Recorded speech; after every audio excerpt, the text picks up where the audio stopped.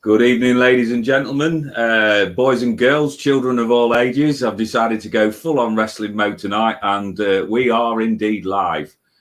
We've had quite a lengthy discussion, me and my guest there, about how we're going to format this, and we've decided that we're not. So we're just going to free flow with it. So what I'm going to do is introduce him in a few seconds.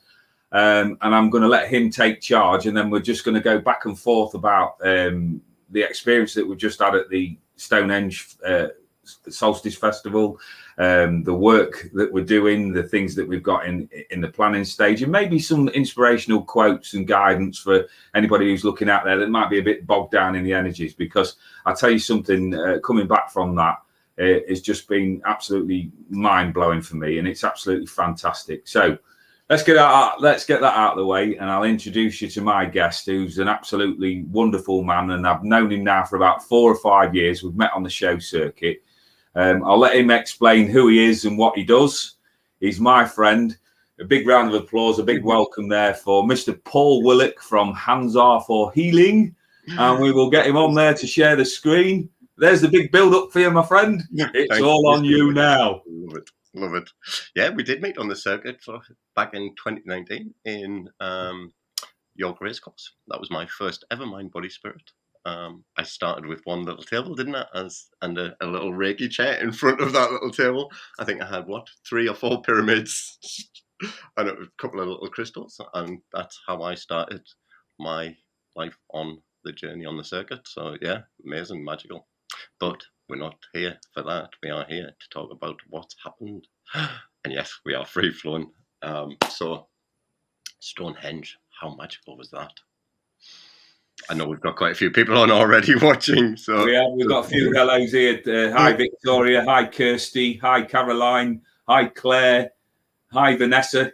Much love out to you all. To say there's going to be this will maybe seem random, but we're not professional filmmakers. We're here to talk about the fantastic experience that we've had just recently, and the build up to it as well. So you might find that there's some places where we might have dipped into a little bit of darkness where we're coming through, because both of us work on the idea of inspiring people and show, being open on our journeys, that we've both had difficulties within there. And I think that this is why, and you can either agree or disagree with me on this, where we've bonded together in that way. And to say in regards to this experience, this magical 4-day experience that we had totally different journeys, but I believe that Spirit had put us in that place where we got out of that what we needed. So the level, the boosting of the energies. And just for my part, before I let Paul speak, I was very, very fortunate enough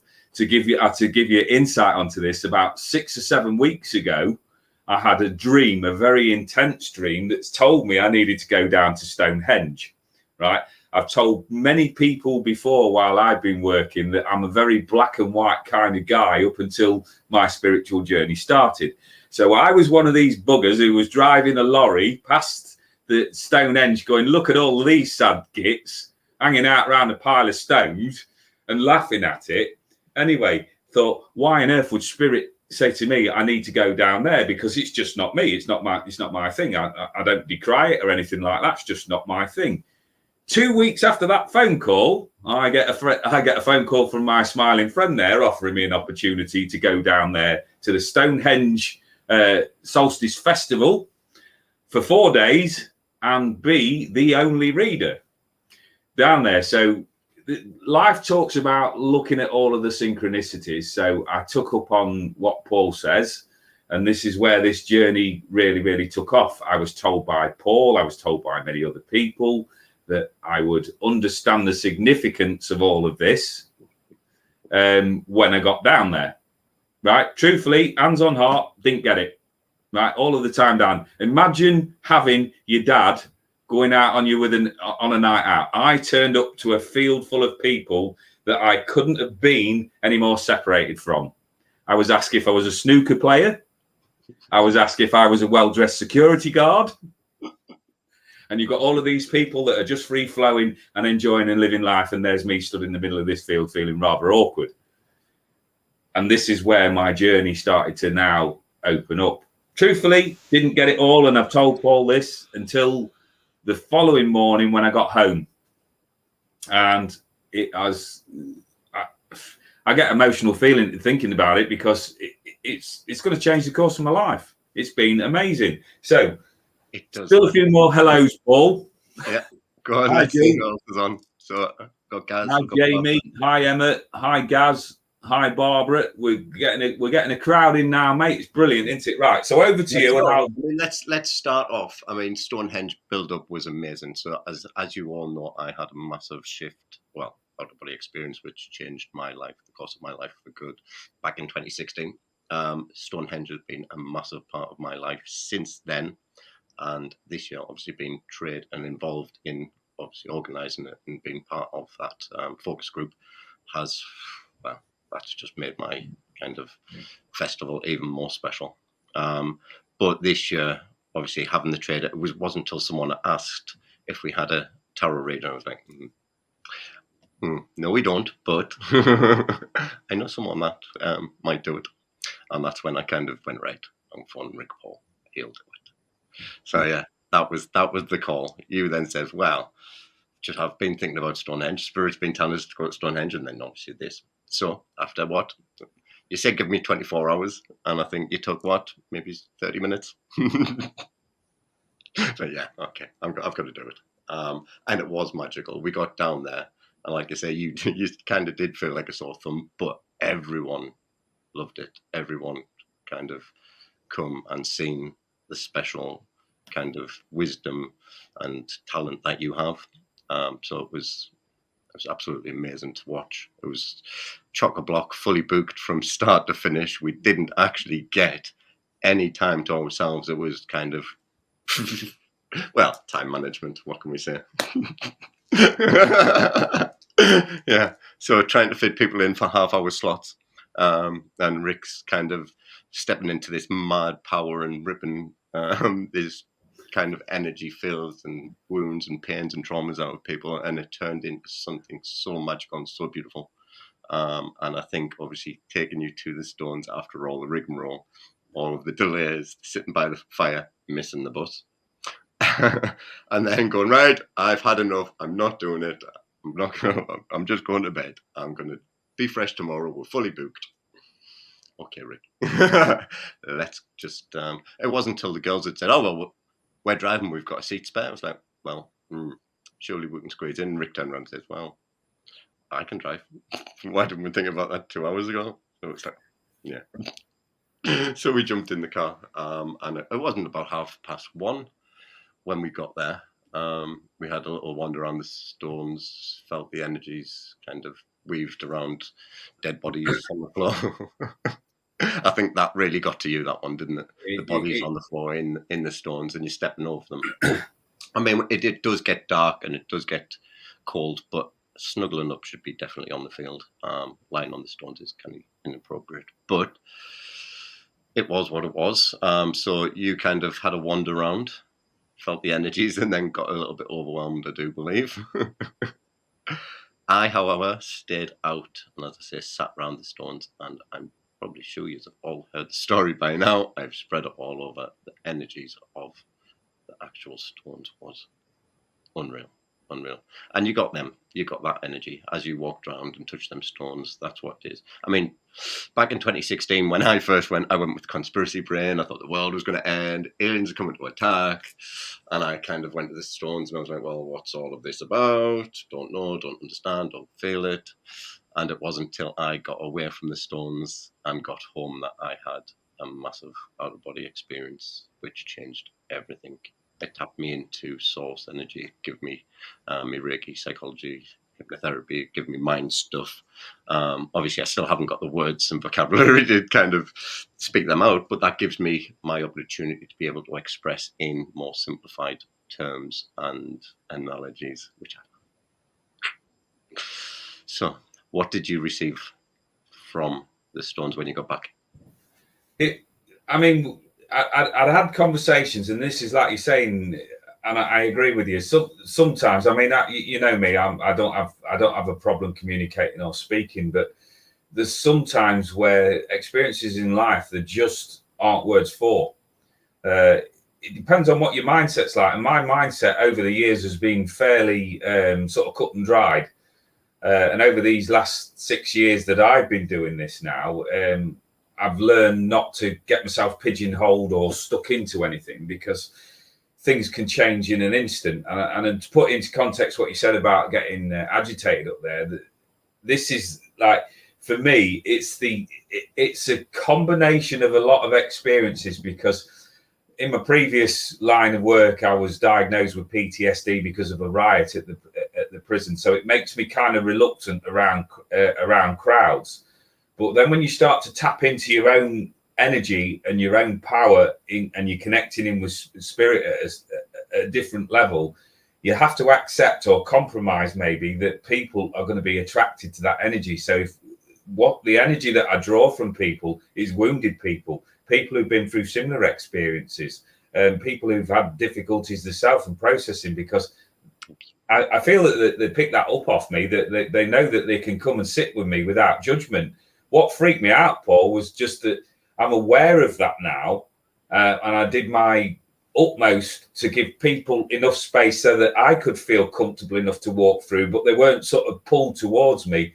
But because of the sheer volume and number of people that were there, I mean, I know what a crowd's like, but I never entered my mind to have a look on the floor for people who were wrapping themselves up in blankets and things like that had got bedded down when we got up there. And it just literally blew my mind to pieces. So what I got from up there was, it was such a strange feeling, because before we'd gone up there, somebody had spoken to me about the ley lines. Now, I've got limited knowledge about ley lines, but somebody said that would be beneficial for me to lay on these ley lines. So we got laid outside of somebody's stall, right? So imagine on the grass, which was damp because we'd had a tiny drop of rain, and I'm laid there like a 13-stone snow angel, right? On the grass, legs akimbo, arms open wide, and just laid there and said to the spirit world or the universe or the ley lines, whatever it was, right, bring it. My God, did they. My sacral chakra, or the area around the navel, absolutely was exploding with energy, which for me is all about processing old crap. That, you know, when they're working in and around that area, it's your gut area, and it's getting rid of all stale energy. I've been up to the fire service where they were doing all of the burning and the chanting and all of the people going around there, which was a novel experience on its own, and saw fire sprites leaping out of the fire and the energy and all of that lot. So by the time we got up to the stones, I didn't really know what to expect, because my arse was sat on top of my shoulders and the other bit was pointing downwards, because it just hit me upside down. So all I could do was just be in that moment, right? No explanations, no thought processes. I just leaned against the stones. As I say, I'm not very comfortable in those crowded environments, but when you realize you're tapping into a power that you're just not humanly aware of, what an incredible experience. But I thought, and I said to Paul, I'd warned him before I went up there that I was only going to manage so much. So instead of feeling, and this is what I want to put out to people, right? Do things at the level that you can manage, you can comprehend, and you can understand. Because I'd set myself a target there, and I didn't truthfully believe I'd last as long as I did. I really didn't. I said to you in the car, I don't know whether I'm going to cope. So instead of coming away thinking, oh, I've let Paul down because I've not stayed the full ceremony, or I've let myself down because I've not experienced the whole thing, I came away. And what I did was I said to Spirit as I was driving back, thank you. Right. And I said to my inner being, the wounded part of me, I said, well done. You did a good thing there, because you pushed yourself beyond your limits, right? Nobody can set your limits. So I just said, thank you. And I came away with gratitude, but still didn't get it, Paul. It was only when I got home. So I drove home. I was 187 miles to drive home. I'm sat there thinking, analysing, puzzling. What the hell was all of that about? So next morning, and bearing in mind Paul had less sleep than I did over those few days, I think I had about 8 hours sleep over the whole 4 days put together. I wasn't drinking, right? So it's nothing to do with that. It was just like the energy that I was plugged into. So I got into bed on the whatever night it was I got home, because I've lost track of days completely. And I woke up the following morning, went for a shower. I got in the shower, and this voice, this energy came into my head and went, "Do you get it?" And I went, "Get what? Do you get it? Get what?" And this was just like two kids.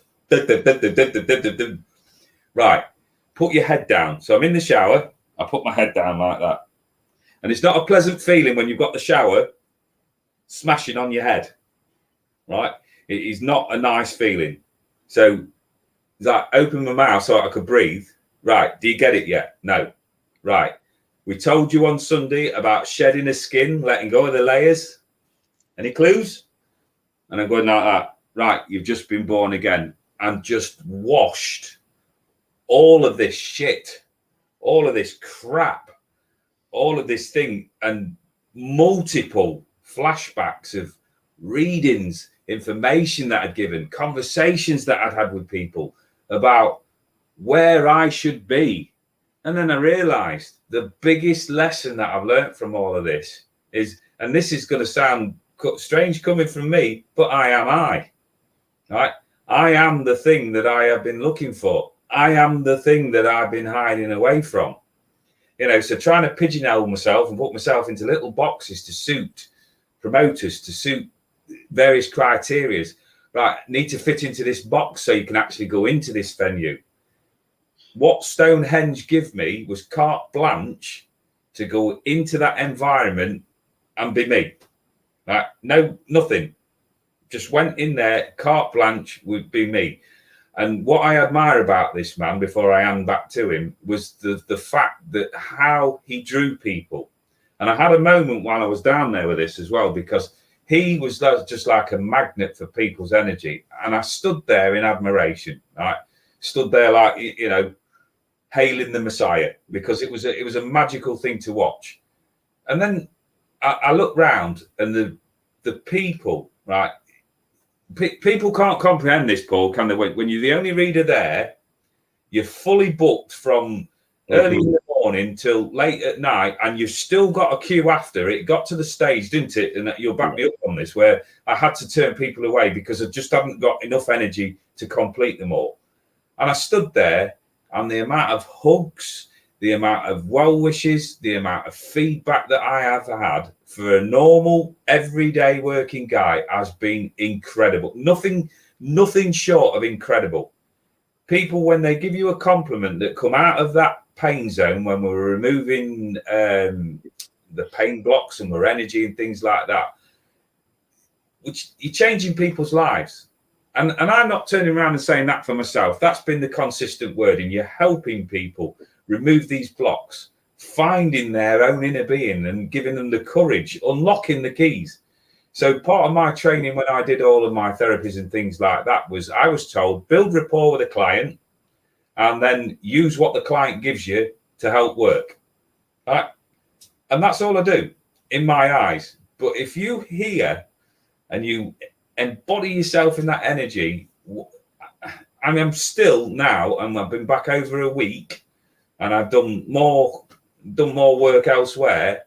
I am still, part of me is still down there, because I'm stunned, absolutely stunned. And the bond that we've created with people that we don't even know, really, you know, I've got limited understanding of what soul family means, but I'm getting a sharp inkling of it now with the amount of friends requests, with people connecting, and the diversity of people, because there was nothing, Paul, was there? There was no barrier. There was no you're this, you're that. There was just a collective energy in a space that was organized by a wonderful man.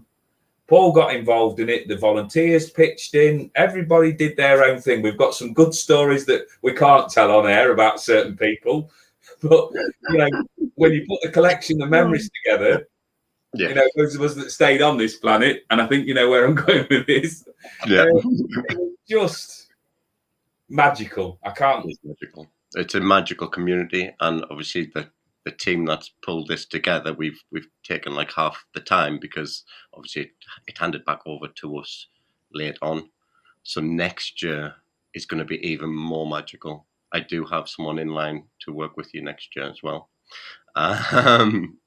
So it'll not be all your burden, and we will expand a little bit more, because it is such an amazing festival. It will be fully booked again.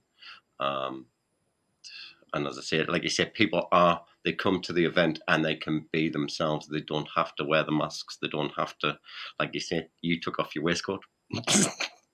We'll get into that in a minute. Yeah, because that was huge for me. That was huge. Yeah. And as I say, even it's every time I go, for me, it's a release. It lets go of all of the attachments that we gather through that period, and not going last year. In fact, I didn't even go for the winter. So I stayed home for the winter. Last summer, I stayed at the camp. The summer before that, I stayed at the camp for around the fire because of COVID. I think I did get to the winter solstice that year in 21.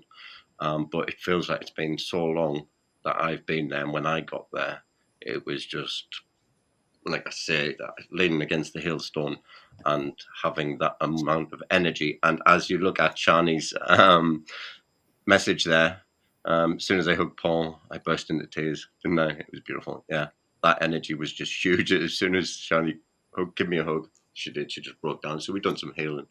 And then I stood against the stones. Then the guys in red started chanting, and my eyes were just gone. I was just so much release. It's so magical, and there was a massive sense of connection to all things, just being in that energy field. It's just so magic. It doesn't have words. It really doesn't have words. It was just so high vibrational that it just pushed out all of the shit. Just gone. And that's what I love that place for, because it brings me back to me. And it's such a beautiful place. So yeah, in fact, it's that beautiful that I am also looking to bring that to the winter solstice as well. So hopefully a healing retreat, which will be designed exactly for this. So the winter solstice is all about the rebirth, the sun coming back into its power. And if you're on the ley lines, especially at Stonehenge, when that sun comes back round on the solstice, that is when the greatest power is there. And that's when you'll really, really feel it. So winter, we go at 6 o'clock-ish. I think they open the floodgates at 7 o'clock, so everyone kind of goes in 7 o'clock, waits for sunrise, which is generally about 8:30. I can't remember off the top of my head. But that one will be magical as well. And then obviously plans for next year are already underway. So it is going to be absolutely amazing. Hi, Charlene. How are you? Right, so we've got a comment on there, Paul, and I just want to pick up on there with the comment there about I've never seen you without a shirt and your waistcoats, and the ink is reflecting your wonderful personality, and you look great. Well, I take that as a sincere compliment. Right, so to tell you how I prepared when I went down there, Paul had asked me to come down, and I'd got a prior engagement in Mansfield. Now, when anybody knows me knows that I don't really take this stuff seriously, but what I do is I take the person's issues and anything that we deal with, and I don't make light of it or anything like that. I try and do my level best to be as professional as I can when it comes to readings and dealing with people's emotions. But at the core of my spirit, I'm very, very childish. I have a silly sense of humor, and I love to entertain and make people laugh. But what I've built over the 6 years is that professional thing of wearing the waistcoats and wearing the tie and all of that lot, which comes from one of my guides and mentors, and it's kind of like fits in with my mindset of being having something to switch into. So we've had a long discussion about this today, Paul, haven't we? About that I've looked back over the course of Facebook. I've been on Facebook for 15 years, and I looked at when this all developed, and the thing I've consistently said throughout these 6 years that I've been doing this is that this part of me goes back into his box once I've finished. You know, the analytical me does everything in the everyday basis. I've wrote articles. There's a chapter in one of the things that I've written about it, that it goes back into its box. Now, this is another thing that came in while I was down at Stonehenge. So I took 4 waistcoats, 4 shirts, 4 different ties, and I hung them in my car. Right, I got down there and immediately felt overdressed because there was people expressing themselves in their own individual way. And I don't know whether I told you this, but I came down there on the Saturday night and I very nearly turned around and went because I just felt like I was in the wrong place. I thought, I don't know how I'm going to cope with this. So I'd even said to Zoe before I left that at the end of the day, I'm not going to lose nothing. It's an experience. If it's not right, I've been honest with Paul that I don't always cope well socially. So I'll come home. Anyway, first 2 days, sat there pickling in my own juices because it was hot, Paul, wasn't it? The temperatures was incredible. And of course, when you're working with people's healing energy and you're dragging out energy as well, that raises the temperature. Working with the angels, working with your guides and inspirers generates that heat. And I was boiling. Now, in my head, in my analytical head, I couldn't turn around and say, right, I need to take all of this off and put something like shorts and t-shirt on, because that would, to me, in that particular moment, would have compromised my integrity. So the second day of sitting there boiling and sweating and being in an uncomfortable position, I thought, I can't keep doing this to myself. So undoing the shirt, the top of the shirt and taking the tie off was a big step for me. But the image didn't quite look right. You know, it's either one thing or the other. You can't sort of be in the middle of it. So I went to the car on the third morning because Paul's got a lovely setup, but where I was reading, I was sleeping. So we had to drop everything, didn't we? And space was at a premium. So the reading space would be dropped down. I'd sleep on that, and then it would be built up again in the morning, and we go like that. So any excess kit, stored it in my car. And I went down to my car, took a deep breath, got myself switched on and ready to work, and went to pick my tie up, right? Silk tie, little one, no weight to it whatsoever. I couldn't get my hand around it, right? I could not formulate from the thought process to picking this tie up. And I'm going, what is this about? You know, is there something going wrong with me medically or something like that? Spirit came through loud and clear and just went, you need to shed a skin. And they were showing me a snake, right? The snake with the skin pulled off, and the snake still functions, albeit while it gets itself adjusted again, but the snake still functions. I couldn't quite place what it meant. Anyway, I thought, do you know what? I'll give it a go, because nobody's here. Like I say, no judgment or anything like that. So I put my Loud Wolf t-shirt on, which I absolutely love, and sat in a pair of shorts, and it did not alter the work. It did not alter the amount of people that came around. It did not alter the feedback. So I thought, there's something there in that, right? It's a horses for courses moment, because it is not about the outside layers.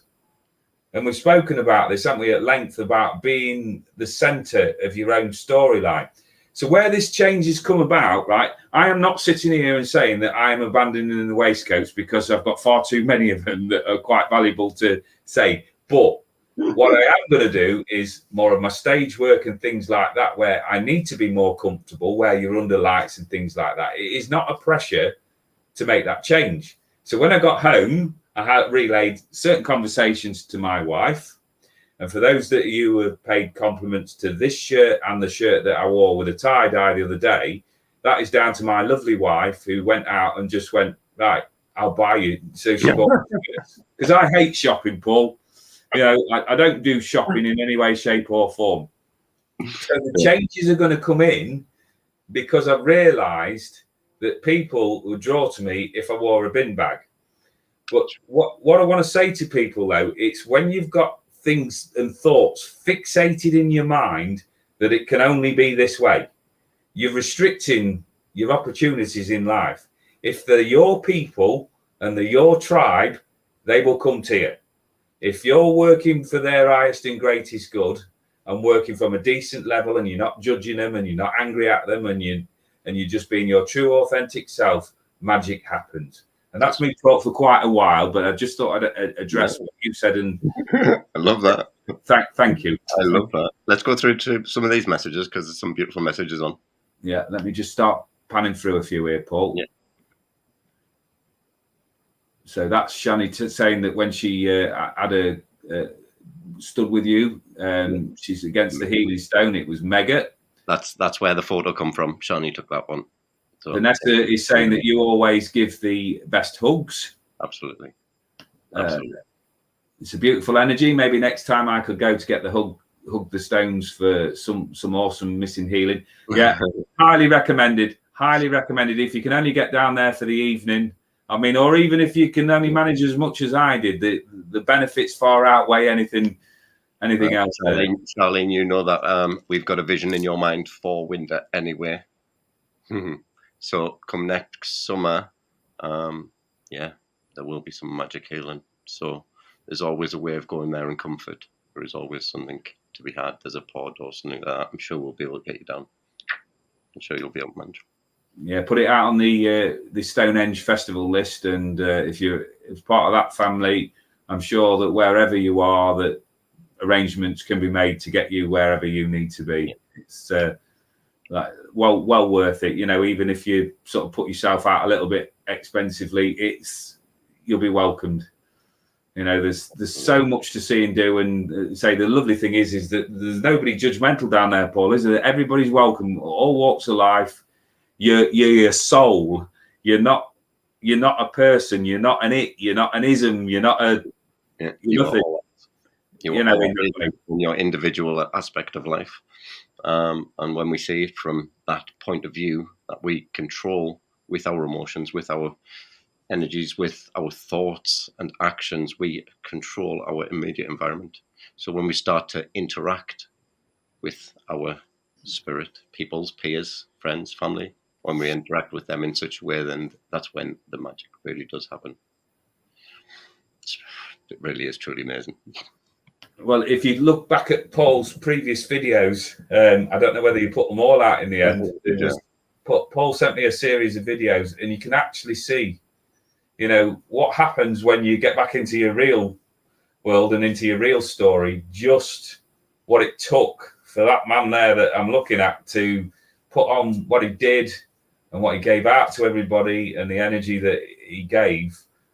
And this is an important thing, and I'm sure as a healer you'll agree with me, this is not to forget, when you're doing all of this fabulous work and this fantastic work, at some point you do need to recharge.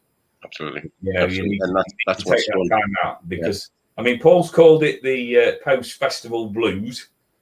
I don't know, but all I do know was I did a show at the weekend, and I looked like something not right, because I just sat there giggling all of the time, because I was just, you know, you click on when there's work to do, when you're working with people.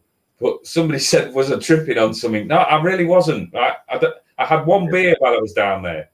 No foreign substances touched this body of the temple. Said that tongue in cheek. But I didn't do anything like that. It was just purely down to the energy and the switching of limiting beliefs that can hold you back. And I'm one of the worst, because, as I say, I come from a serviceman's background.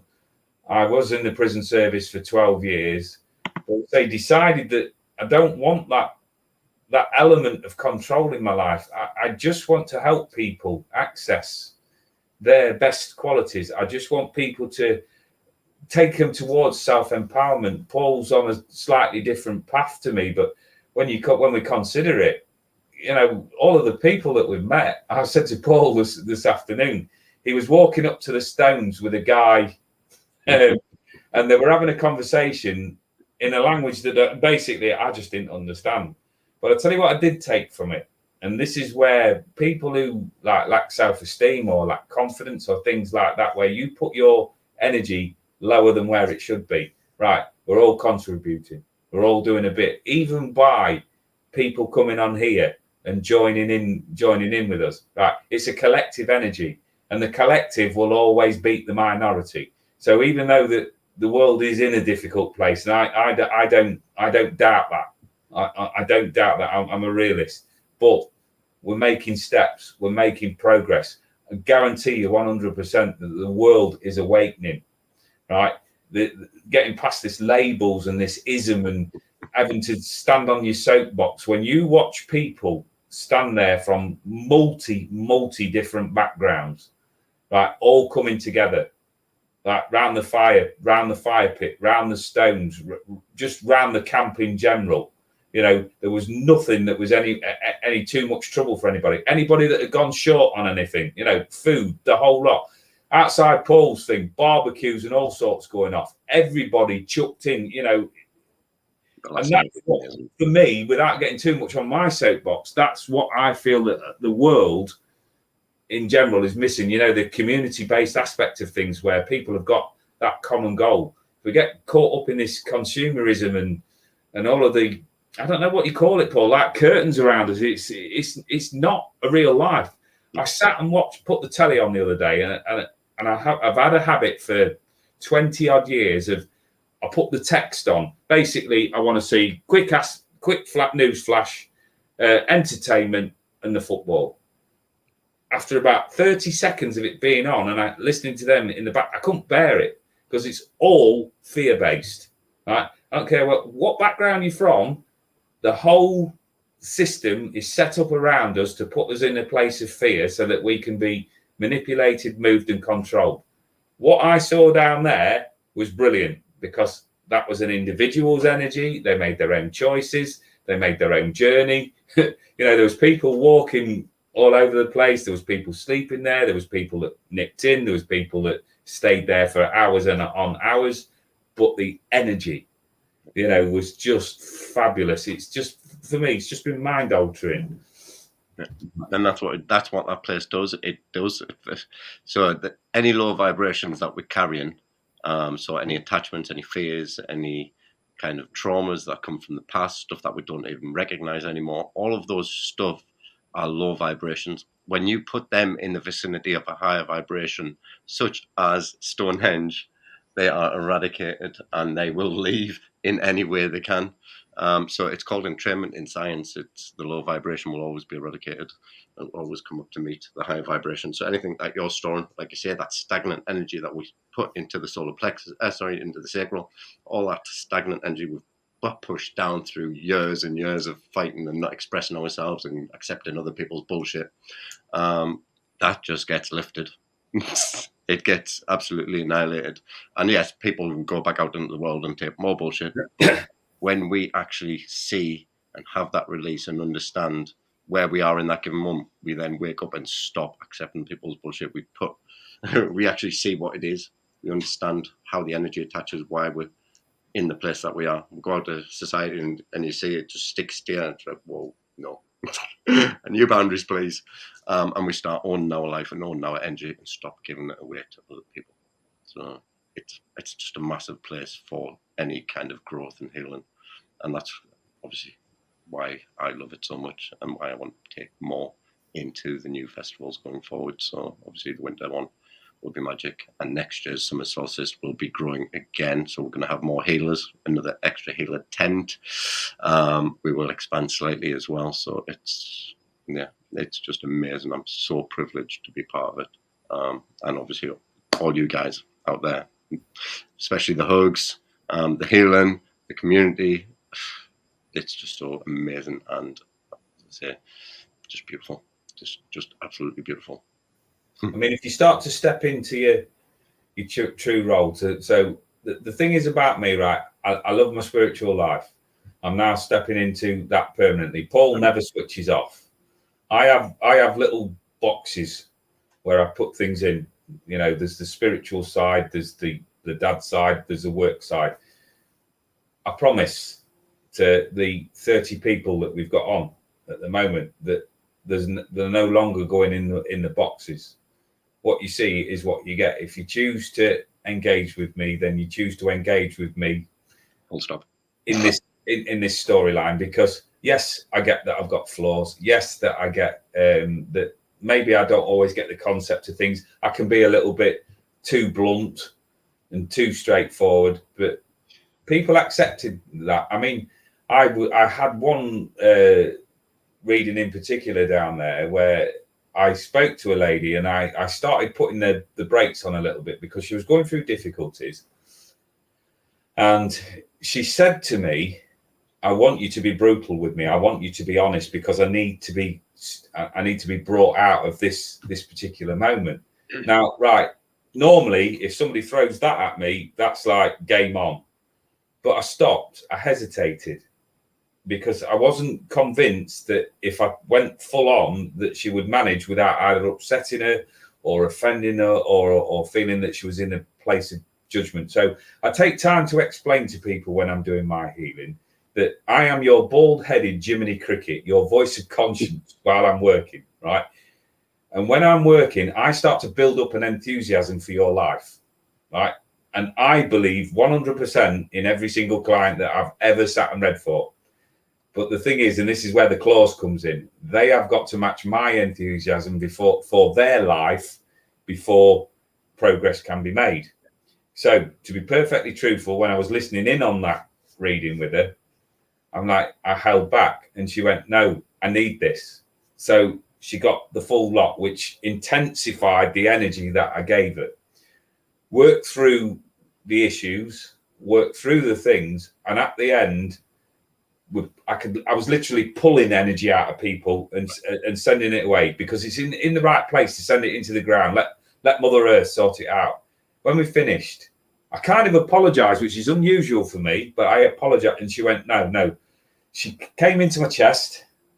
I got my arm around her and you just felt her go, ugh, and she dropped. And no amount of money in the world could replace that feeling at that moment, because I know in my heart of hearts that when she goes out, I am not saying for a second that I have changed her life, but I've been the catalyst for her to make those changes.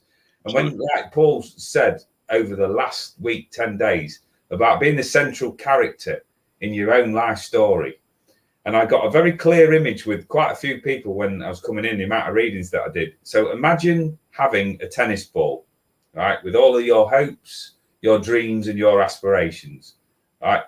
And you send it out however far it is. So imagine you're planning for 6 months. 6 months down the line, you're going to be in a certain position. So you send that tennis ball out. Now, it's got its own trajectory and its own speed. We've all got our own trajectory and our own speed. So we've got to, it might have to slow down while we catch it up. So imagine you send it out there with, I'm not good enough.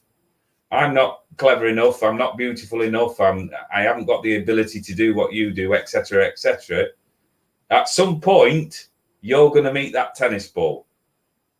And this is where I've been projecting out healing for everybody, because, right, Paul and I have both been through those dark spots. We've been to some very dark places, but this is what I'm trying to get across personally as my personal product, is that if we can get through it and see the other side of it.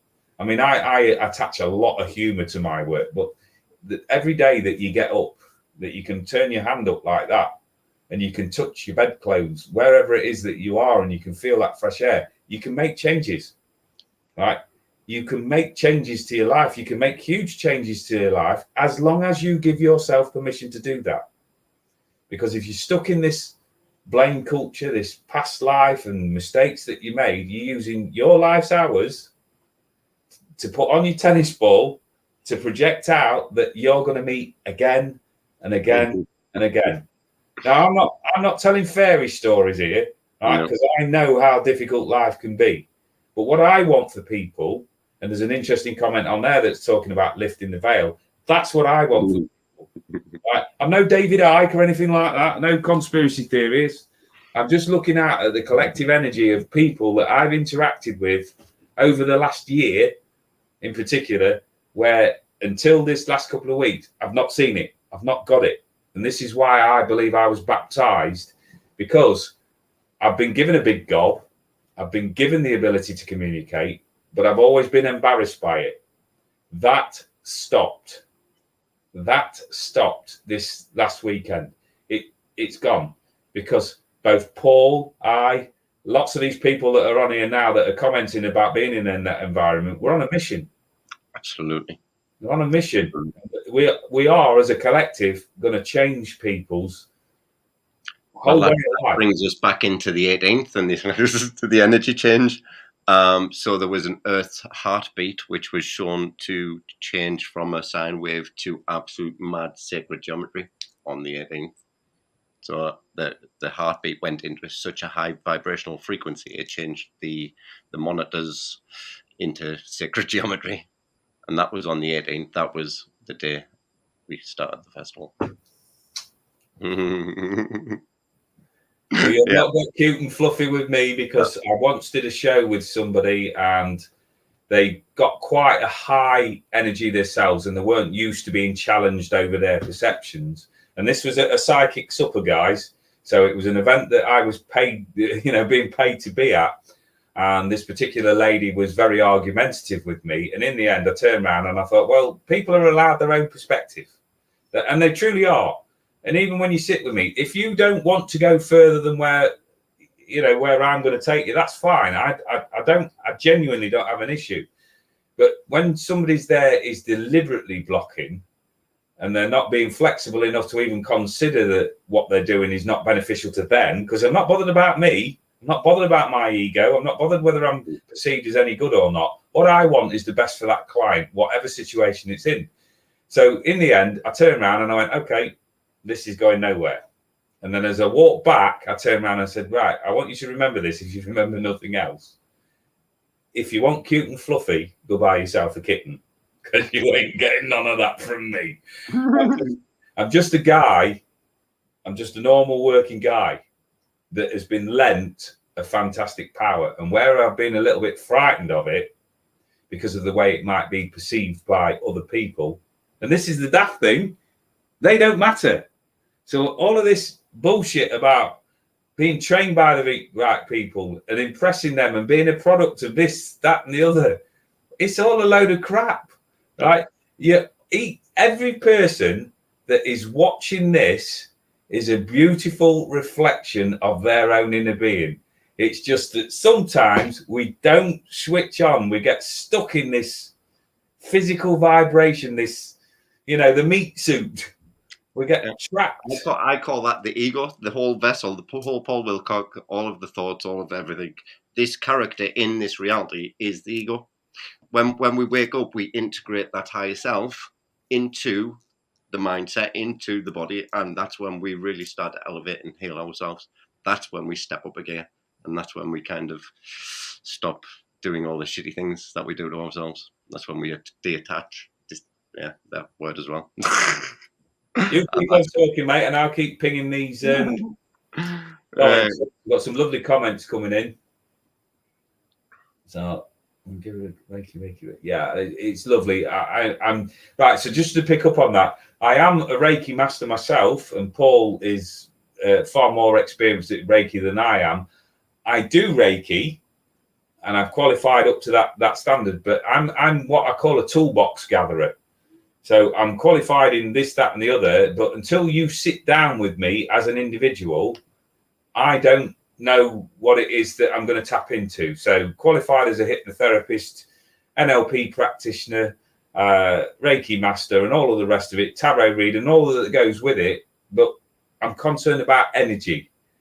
And the thing that I've spoken about consistently to people is I don't know how to market that. All I know is, and it's been based on evidence consistently over these last couple of years in particular, is it works. But if your understandings at, I know what I get from Paul. I know what I get from a butcher. I know what I get from a mechanic. But if I was marketing me, what would you get? Oh, well, he's a bit gobby. He's a bit blunt and honest. You look at your feedback book and it turns around and go, holy shit, I wasn't expecting that. How do you put that down for somebody and say, this is what you get from me? But I promise you, I give it 100%. I trust in my guides. I trust in my inspirers. I trust in that healing energy, that if you've been put towards me, forget about turning a card over and all of this sort of business. That is not what I'm truly about. I do that because I want to bring in entertainment. I want to bring in the upliftment. You get into an hour session with me, and that is entirely different. I watch Paul working. You can stand there as an observer and watch energy moving, right? You can watch the physical impact it has on people's body and their mindset. But how do you put that down and say you're going to have an out of body experience? You can't guarantee that. Right, so all I would say is that you need to be brave to sit with both of us in that sense, because it will take you to places as far as you want to go. And I mean, my understanding's not that great about going on into the next realms and dealing with other earth energy and out of body experiences, but I've bloody seen it. You know, I've seen it where you cannot put logical words to it. There's no vocabulary. I mean, I think maybe I'm spoilt, Paul, by watching like Most Haunted and crap like that, because it's just showbiz crap. I mean, it doesn't mean anything. It's just, I don't know. But the energy can be whatever you think it will be. Yeah. So, but when you sit with somebody and then they get up and you watch them, you know that the mindset's opening up. I don't take credit for anything. I really don't. I've said this recently while I've been on stage, that if somebody thinks I'm a knobhead, that's your personal opinion. And do you know what I'd say to you? I'd say thank you, because I want to do better. If you think I'm the best thing since sliced bread, I say thank you, because I always want to be better. So I think a lot of people get tangled up in insults and upset and aggravation and jealousy and all of the rest of it, when we're only just round the corner from that next event. Life's a series of moments. So what we want to be focusing on is the better moments. So I mean, that comes into the analogy of we create what is. So what we believe is right now, we believe it's this shit and this shit and this shit, right? So what do we create more of? By thinking the now moment is shit, we create more shit. Tennis ball. So we stop thinking of the shit and we let all that go and think, well, hold on, if that shit in my life, how do I not have that shit in my life? So you create a solution to step into that and future that doesn't involve all of that. And we get to move away from all of this. We get to choose what energies we feel and stand in, and what interactions we get from the environment that we're in. What a comment from one of your people, Paul. Yeah. How wonderful is that? It is amazing. I massively changed. If anyone does remember me from 2016, I was going directly to the stones. So my plan, after my conspiracies and all of this kind of the world's going to end in 2017, Planet Nibiru and aliens. So I went and I blew everyone's mind. So I was going straight to the stones, to go into the car park, stones, car park, home.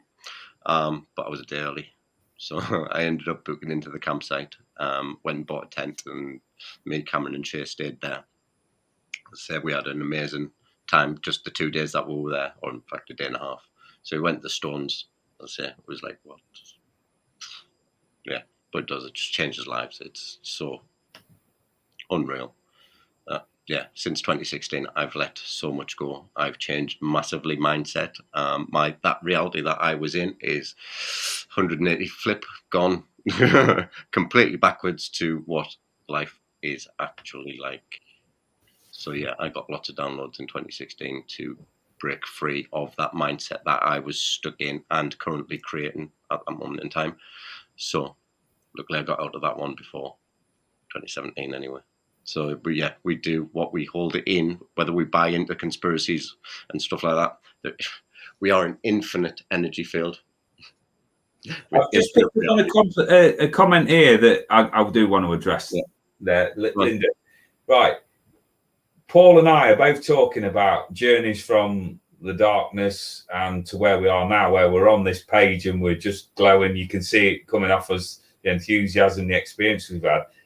But this is where I want to bring in that little bit of sternness with me, because we do take it seriously to a point that, we also understand there's a very real life out there. So in that gap where the lovely ladies just turned around and said that Paul's glowing, he's also had to still go through a fair amount of shit to be able to sit in front of you, because life for me, and this has been one of my stock phrases with people, is life is live, right? And life gives you constant feedback. We're constantly evolving, we're constantly growing, we're constantly changing. That does not mean that we're living in airy-fairy foo-foo land and that somebody's going to come, you know, unicorns are going to come down and spoon feed us with all of the ambrosia from the spiritual world, because that's not realistic. But you can start to set a taste for all of that. Be realistic that in this like 3D world that we live in, that we've still got areas of our own personality that we need to shed for our own greater good. But just remember, we put ourselves to be in that position to learn those lessons. So life is ever evolving. So if you find yourself putting yourself into the place of, well, what if that happens? What if that happens? What I want you to remember you to do, if you remember nothing else about what I said, is that we live in a 98 and 2 world. 98 and 2. 98% of the shit that we dream up doesn't happen, and the 2% that does, we deal with it. So that's all energy, all life hours that you project into the future that you truthfully don't know about. Have it back in the present moment. The past, in my humble opinion, doesn't exist, because it's a collection of memories that we've agreed to remember, and we can alter it to suit whatever the narrative is in the mindset. The future yet it isn't coming into play, so we can't structure it till we're actually in it. And when we're in it, we're in the present moment. So it's just, I know it's just a, you know, it's a little bit of a mind bender, but just remember, when you're in a state of stress and anxiety, what's actually going on physically around you, that your fight or flight's gone, you know, it's gone into overload. Just bring yourself back and breathe. Deal with things in bite-sized chunks. Look at where you realistically are. Are you as far down that road of darkness as what you're saying, or have you actually progressed? You know, the lady's saying there about you, Paul, from 6 years ago. Take me back to the prison service, 2013. I was a mess, but it all propelled me. Part of that, the lessons, the darkness, the difficulties. I'm not sitting here preaching. I'm not sitting here telling you that I'm the perfect model, because away from the camera and all of this sort of stuff, I'm as grumpy as the next person. But one thing about me is I'm determined not to let it drag me down to a base rate level, because there's more out there to experience that's better and good for us than there is shit.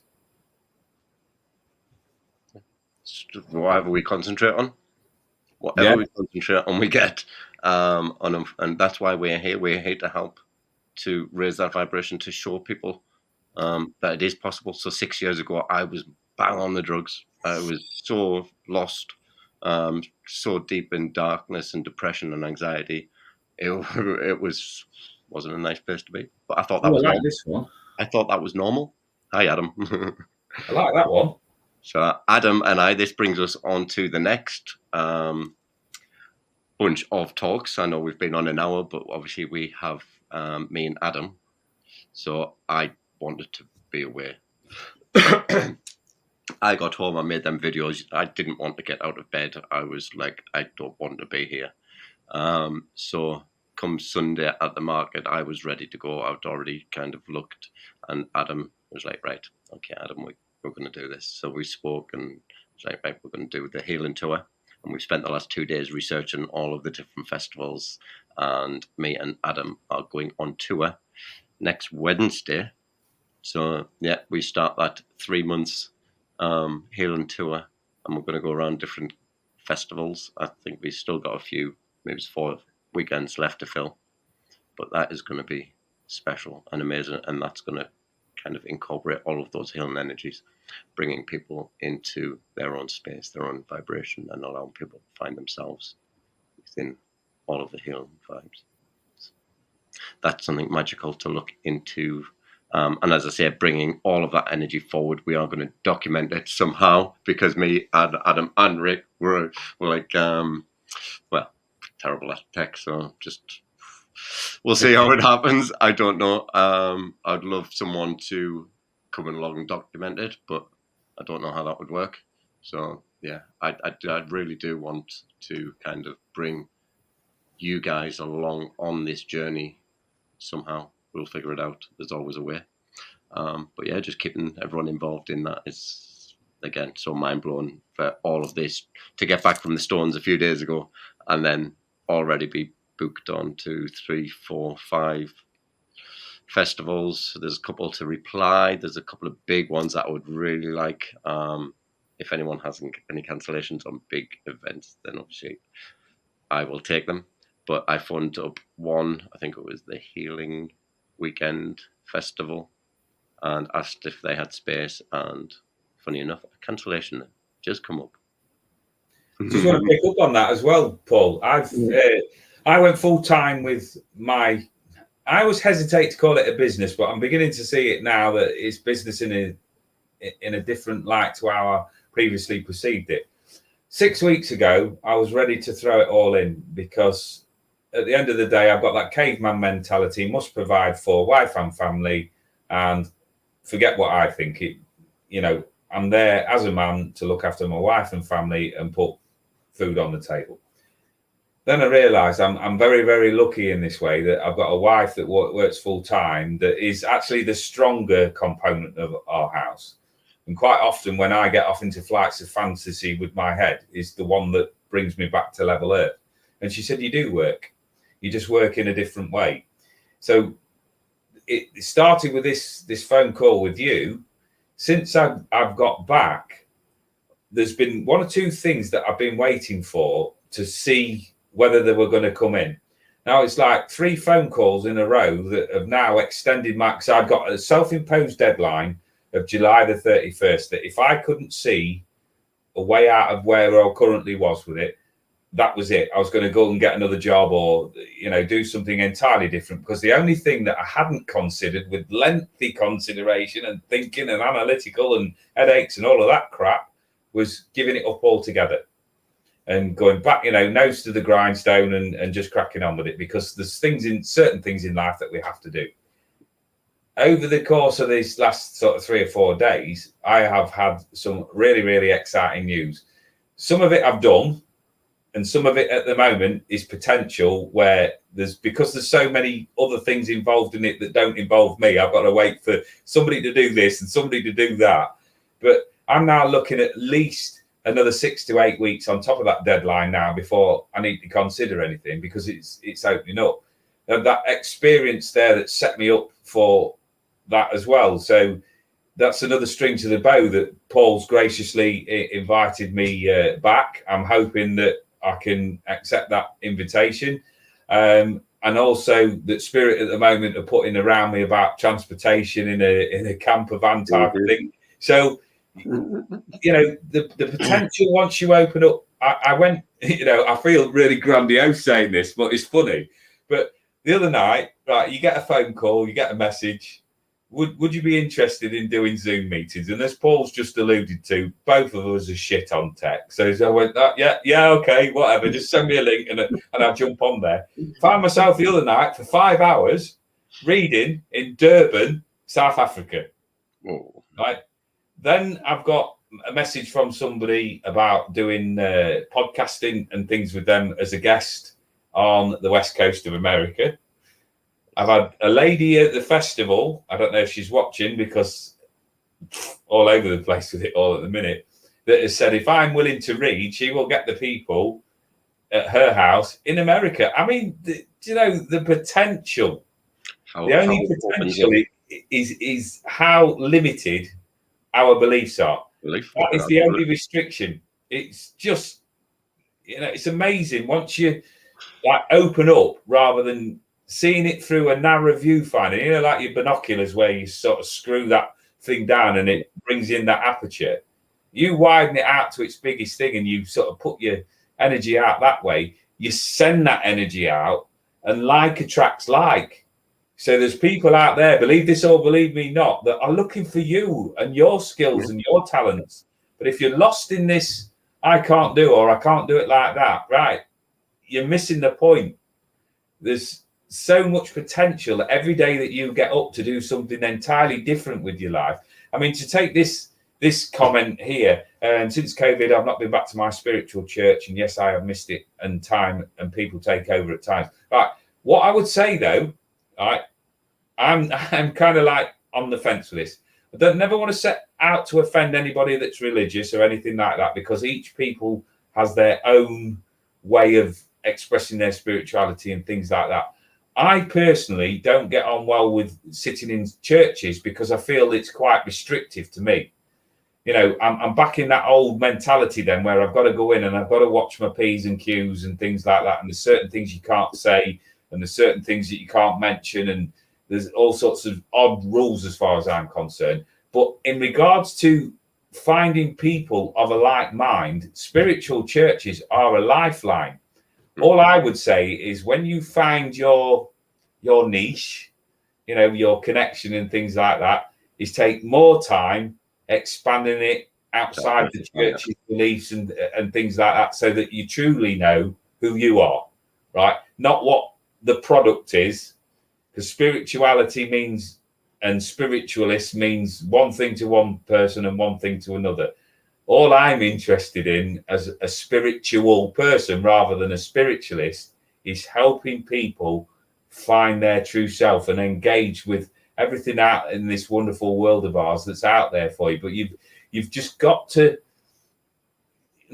got to is a command structure. But if you want something, there's certain things that you need to do to bring that closer. It's like a drawing. It's like a drawing. You've got to scribble it out. You've got to plan it. You've got to think it out to an extent where it comes to you. So you are the only limit. Yeah. That when I read that just there, Tori, it was analogy that I said to Adam yesterday. It was like that feeling of Stonehenge, right? As soon as you say Stonehenge now, and you light up, right? That energy field that Stonehenge is, right? It's so powerful. It's so magnificent. It encompasses the whole of the earth, right? In this beautiful divine energy that it lights us up and puts us through these experiences, right?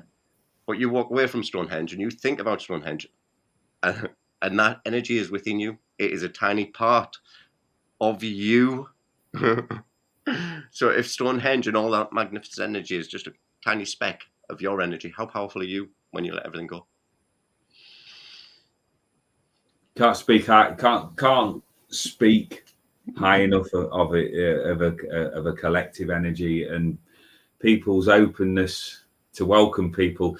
Because honestly, I felt so awkward, you know, when I went down there, and it's truthfully not about that. So as I go forward, part of the shedding of the layers, if you like, is remembering that lesson there, as literal as it was, about this doesn't make any difference. I mean, I put on the layers, as I said earlier, to come across as professional, because that's how much I value other people's their energies, their problems, their issues and things like that, and that need to be that strong person, because that's, as far as I'm concerned, has been my role for so long.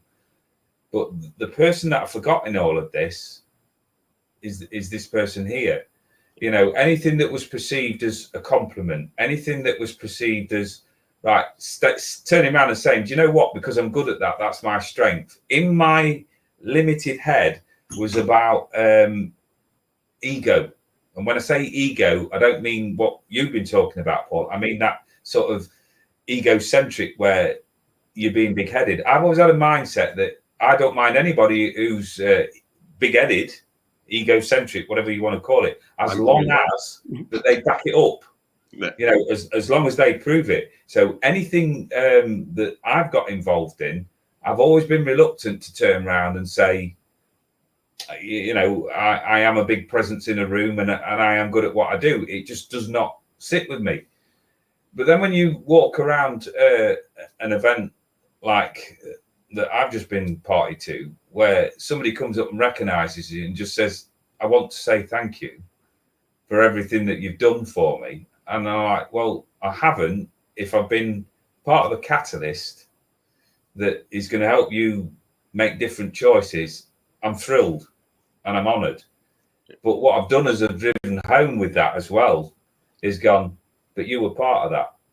You are part of that. So the way that you've got to look at it is if again, interacting with spirit if you're on a high vibrational plane, you're going to see the high vibrational response from spirit, from source. You're going to interact with that, and everyone that's interacting with you, you are spirit in the most divine essence talking to them. So I'm not pulling spirit through. You are spirit. So as you're talking to them, that information, that spirit is coming through you. That's how it works. And it's the same for everyone I talk to. If I'm talking on a certain level, someone will come in and give me something on that level, because everyone's spirit to me, and that's the center of your reality. That main character is everything is reacting to your energy field wherever you are, whatever you're doing, it's reacting. And that's what we've got to be more aware of when we kind of wake up. We start to recognize what we're putting out, what energy field we're actually creating around us, and what world in reality we're actually manifesting. So yeah, big lessons. Right, I mean, this comment on here, Paul, is sums it up in a nutshell. We're all drawn to whoever, no matter where we are in the country or even around the world. In hospital at the moment, and the nurses found out I was spiritual, and they got the hospital chaplain to come and visit me. But he's actually open to talking to and possibly someone I was meant to meet along my earth journey. Can't wait for the winter solstice. Absolutely. Just to say on that my whole reason for starting on this was, as I've explained many times as I've stood and done demonstrations at the MBS fairs, was because somebody dropped dead in front of me in hospital where I was at a really low point. I got kidney stone, anxiety, you name it. I was on tablets for depression and all the rest of it. And he said to me, he said, "Can I offer you a piece of advice?" He said, "Don't sweat the small stuff." And then 8 hours later, he keeled over and he passed away. And it has become such a drive to do this. And I think sometimes you're taken to your lowest level, headspace wise, wherever it is, to show you that even on the darkest days, there's something there to get out of there and push for. You know, you've got a limited amount of life hours, whoever you are on this mortal coil of ours. So it is actually sort of our duty, if you like, to make the best of that. I can reflect back now and say that there's certain things I've done in my life. I'm not ashamed of them because I reacted with the knowledge I'd got at the time. But if I was given the opportunity to do them again, I would do them in a different way. But what it's also given me is knowledge. It's given me instruction. It's also heightened my empathy when you sit in somebody that's around that same sort of vibration and just go, right, I truthfully get it. I truthfully understand where you're going from. Paul's just disappeared into the darkness for a second. I hope he comes back, but I'll just keep on talking for a second. And I just truthfully hope that you know, we're in that place where we can do that work that we needed to be. And there's always somebody out there that can do with your wisdom, your knowledge, your guidance. Right, Paul's laptop's just died, so I may end up finishing this one on his own unless he can somehow get back in. Let me just see. Right, so just repeat some comments and what we actually plan to do. So how I will, if Paul can't get back on, I will close this out. And I'm going to turn over a few cards because that's what I'm known for when I'm doing my own lives. I'm looking at doing more of these sort of things there, but I'm looking at expanding out into not Facebook, YouTube and things like that, where I want to do more healing and talking about healing and helping people with mental health and things like that, but incorporating holistically cards and working with the spiritual side of the things. So I'm open to expanding my knowledge base. And like I was saying here, the thing is that when I'm working, I'm open to working with all energies and all people with no judgment. It is my business now. It is my live venture, and I'm just absolutely honoured to be in that place where I've done it. If you'd have known where I've come from, and I'm talking about battling, not like, oh darling, look at me and adore me and feel sorry for me. It's nothing about that, but I'm so proud of the journey that I've made to get to this point. And I'm looking at all of these wonderful names that are coming through here that I've looked up to, and that have been part of my journey. And the people that I've met over the course of this last week, as far as I'm concerned, you're just amazing. I want to continue my journey. Paul was talking about going around and healing, and I feel that with Paul, there is a lot more for him on a more national scale. I feel something similar, but I haven't at the moment. I haven't got any sort of building blocks for that, but I've just got this feeling. There's one or two things there that are kind of like in the air at the moment, but I haven't got anything with a base on. But I'm looking at doing traveling. I'm looking at doing these things where I can work with energy as well as doing tarot and reading and things like that.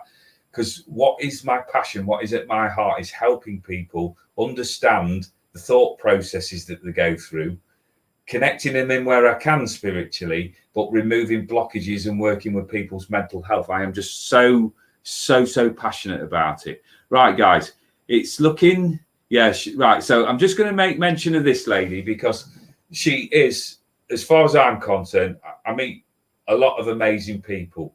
And I've been all over the place. I've been very fortunate enough to stand up and demonstrate in front of people. Shirley's seen me right from the beginning. So she knows with me that when I talk, I'm honest. I don't make no excuses. I have been frightened of myself, Shirley. I'm not going to lie. I've been embarrassed about myself. But then I think when you get embarrassed or worried about yourself, it's because you're comparing yourself to somebody else. Once that's stopped and you just go, right, this is me. I've got this framework. I'm in this framework and it's me. Now, think about operating your thought processes like a bouncer system, right? And to get into your club, to get into your inner being, they've either got to be positive or teach you something that's worthwhile so that you can take on further down the line. Anything else is just rubbish and just wants spinning. So comparing yourself to somebody else or trying to align yourself with somebody else's thoughts, it's just such a waste of your life hours. And I don't want to do that. I just want to enjoy moments or learn that when I tap into somebody's energy that could learn from the experiences I've had. But I don't hide away from the mistakes that I've done because, as I was saying earlier on, this is an imperfect world. We're doing our best to live in extremely difficult circumstances. But I'm your ally. I realised a while back that the one thing I've always been good at, even if I've got no knowledge of, is that I'll always support you. So you're not going to go through shit on your own. This is not all about finances and money and things like that. This is about the collective energy, helping people understand what they're going through. Right. Anyway, I'll get lost down my thing there. But Shirley is just an amazing reader herself. It's an absolute privilege to actually work with her. And the reason I'm smiling is normally when Shirley comes to an event that I'm at and she's reading herself, I kind of brace myself. You know that moment where you go into the headmaster's office and you have to put a stout pair of books down your pants because you're about to get one across the arse. Like that. What have I done this time? Oh dear. But it's all good fun. It's never been about that sort of thing. You know, it's never been about anything negative or anything like that. Shirley is just a wonderful, wonderful lady to know. And I will make mention of this lady because I've now got full control of this. An absolute icon as far as I'm concerned. If when this lady's taking time out to speak to you and you don't listen, you're missing an opportunity. Wonderful. So very, very grateful to have her on my side and have her as a confidant that I can go to and talk to because she's amazing. I'm not quite sure what stoicism means, Joe, so I might have to go and have a look that one up and then put that into context. But if you're telling me it's good, that'll do for me. Right, so I'm going to close this one out. What we spoke about before we started, we didn't really have a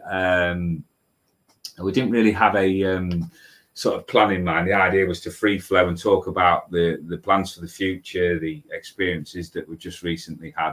But like I said, there was going to be a match of people on this thing here that we're going to have Paul's interests, and then there was going to be people there that have tuned in just for me and things like that, and then there'd be a balance in the middle. What I do with my lives is I always read a card, and I tend to work through, well, we've done what we wanted to achieve, which was get us both out doing the tech side of things, which, to be fair, I don't think either of us are that comfortable with. We've covered the ground that we wanted to cover. The only thing that I haven't covered was the thing with the cards. So rather than doing individual cards, I've turned over 5 cards. And what I looked at was doing a reading for the collective. So you tarot readers out there, right? I don't want you to take this literally, right? I want you to work with your own individual energies. If when I give you out the cards, what I've picked up, because how I'm going to run this, I picked 5 cards, and I'm going to close off with this. It's not going to be a long reading or anything, or it's not going to be specific to anybody. It's going to be wide open. I'm just going to give you this message, and then if you pick up anything for yourself that it's pertinent to you, then realize that spirit, the universe, your gods, your guides, and all of your inspirers have brought that to your attention for that very reason. So for those of you that are out there at the moment with the moon card says to me that there are some illusionary things around us that we are being forced to look at. The collective of the media, the mainstream, the government, and things like that want us to believe certain things. Right. I am not a conspiracy theorist in that way, but what I always advocate for people is do your own research, look into things that are bothering you. You know, don't always take the experts in inverted commas at their word, because the moon in the tarot deck is about illusionary deceptions. So I think as a collective, on the whole, that we've got to shine a light into some of our dark corners, you know, challenge any of these fear-based practices. So not to be bogged down by rumors, conjecture, fear-mongering or anything like that. Shine a light on it, bring it into being, challenge it, use your intelligence, use your knowledge, your life's experience, and just think in your own way. Don't get lost in the fog of rumor and conjecture and things like that. Maybe even step away from social media for a while or things like that, because it just frees the soul. Go and do some gardening, go for a walk in the woods, go wherever you need to be at peace. And then we've got the sun card, which is like, for me, is like the polar opposite of that, because the sun card is all about nature, nurture, giving birth to, shining a light on and bringing things into being. So as we get from the summer and going down into the winter position, the solstice and the other end of the year, this is the ideal time now to build. You know, it is time to give light to all of the things that you've been looking into doing. There's only ever one time in life, and that time is always now. Now, as a collective feeling with the energies at the moment, what I feel, I don't know this to be true, it's just a feeling within my heart space chakra, is that traditionally, as we get into the September and October month, that is all about the harvesting. So yielding from what we've put into place over that 8-9 month period.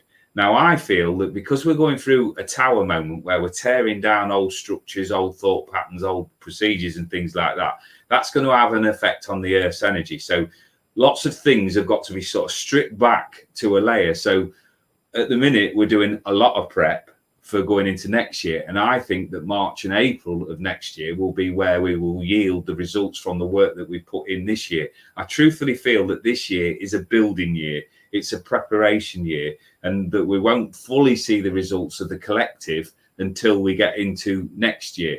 So don't be disappointed if things don't expand out to the level that you really want them to, because there are big changes, I feel, as a world energy. For those of you that are out there with financial concerns or anything like that, this card's came out, and it's a Queen of Pentacles. Pentacles, money, finances, and anything that brings in an enrichment in your life. Queens, for me, represent gaffers, bosses, or things like that. She's a lady that's well connected. So the feeling and the thought that came off that card was, do what you're best at. You know, look at your situation, look at your finances, look where you actually are. Is it actually paying you in the way that you wanted to, the way that you set out? Is it covering everything? Is it covering your spirituality? Is it covering your literal bills? Is it giving you everything that it needs to be? And don't be scared of being flexible, because I left the prison service 10 years ago, right? £30,000 a year job, to go into the next job that was £8,000 a year. Now, the bills didn't change, but the way I worked and the way that I thought had to.